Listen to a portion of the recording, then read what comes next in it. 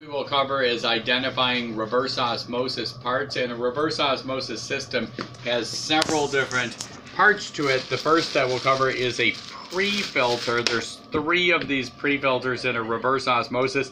They do have an in and an out that goes to them, and on the inside of them is where the filters go. And this would be a carbon filter, which goes on the second 2 filters going from left to right. And this is a sediment filter that goes on the farthest right. So farthest right goes sediment filter, and then the next 2 white filters moving left go carbon filter right there.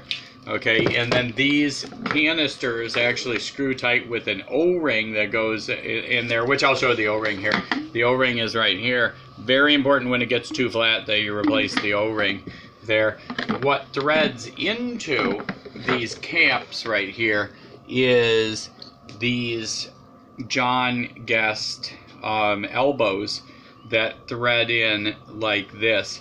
They do have to have Teflon tape put on 6 wraps around. The wraps around always go, if you hold it with your left hand, around as your fingers are going. So if you hold it with your left hand, you wrap it around there, and then the fittings screw in right here onto the clips. The clips here are put on the reverse osmosis membrane itself to be able to clip a membrane onto a TCR. So the only purpose of the actual clips are to have these clipped right here. So this is a TCR, which has a flow pattern here, as you can see the flow.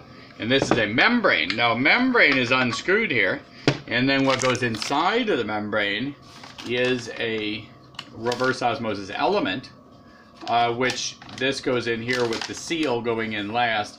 As you can see, the seal is tapered, so if it went in backwards, it would tear the seal off. It has to go in this way. At the bottom of the membrane is 2 portholes, where at the top of the membrane is only 1 porthole. So what goes in here is at the top of the membrane goes an open-ended fitting that screws into here, and it has to be Tefloned, of course. At the bottom of the membrane goes a check valve. This is a brass check valve right here that goes in the far reaching out side right here, and then on the other side goes an open-ended fitting that goes like right here. Coming off the membrane is a flow restrictor. This is a little difficult to see, but it has an arrow there and it says flow. And what's very important about a flow restrictor is the 550. 550 means 50 gallon a day membrane, so it has to go with this membrane, which this membrane says somewhere on it, but it'll be too hard for you to read on the video. 50 gallon a day membrane. It's written right where my thumb is right there, but probably too hard to read. And if the flow restrictor is not in line or compatible, 50 gallon, the 5 is for 5-stage RO, and then the 50 is 50 gallon membrane. Okay, so other things we have is Teflon tape. We like to use the Blue Monster Teflon tape. It is about 3 times thicker than regular white Teflon tape, but we like that. This is a saddle valve for the drain line. The reason they call it a saddle is because it does clamp around the drain line, and it saddles like a horse saddle. This is a piercing valve, which this has a brass metal, very tough to see here, but it's very sharp here. It'll pierce through copper line, and this is where you tap into a reverse osmosis to get pure water. Here is a coupler, just a simple coupler right here. Here's another coupler right here, but a smaller one. This is a 1/4 inch. All tubes on reverse osmosis are either 3/8 or 1/4. This is what shuts off the reverse osmosis. There's an in and an out to it, and the water will push back. The water will push this way to fill up a tank, push backwards to turn off the tank when the tank is full. This is a T, but notice that it's got a 1/4 inch here and 3/8 inch here, because this is to go on to the TCR filter that allows water to either flow to the spigot or to the tank of the reverse osmosis. The reverse osmosis holding tank has a tank. This is a tank top. They turn off by doing this. I won't put it on a tank, but the tanks are look like this right here. This is what the tanks look like. Here is the tank top right here. But that's a reverse osmosis tank. Then we have a TSO or tank shutoff for the old gray Watermax, which is the old gray Watermax RO is it's about 15 years old. So we don't have a huge amount of them out there, but it's very important to note that the new TSO, the water flows this way and then back this way. The old one, and this is almost impossible to see, so I'm just going to point to it and you might not see it, in and out right there. So the water loops. Instead of going through it like the old one, it loops around it and then loops around it like that. So it makes U-turns right here. This is the old membrane. This is the new membrane, the white one. I just showed that earlier. This is the old membrane. The difference between the old membrane and new membrane, same thing with the cap on here.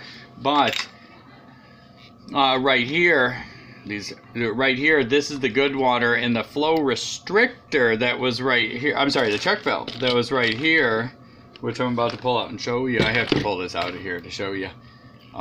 This old check valve right here is actually like this now. So this is an open fitting, where this is a fitting with a check valve on it. This is the check valve. So if you blew in this, you would see the water only goes one way.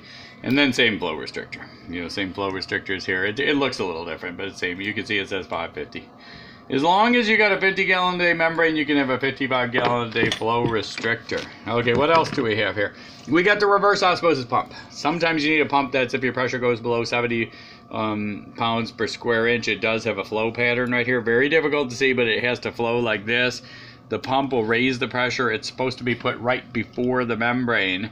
And then the sensor switch to it should go after the membrane, usually about close to the TCR filter. Right, close to the TCR filter would be good. It has to sense it. It's a flow sensor that senses flow going, and then it will turn on the pump. This is your cranker. Right here, some people call it a filter wrench. This is what we put together with the piercing valve so we don't have to use the piercing valve to turn off your water, because if you turn it off over and over and over and over again, the pin breaks in there, and this thing is a lot more reliable. I got a couple other fittings here. We got some T's for the 3/8, T's for the quarter. We got reducing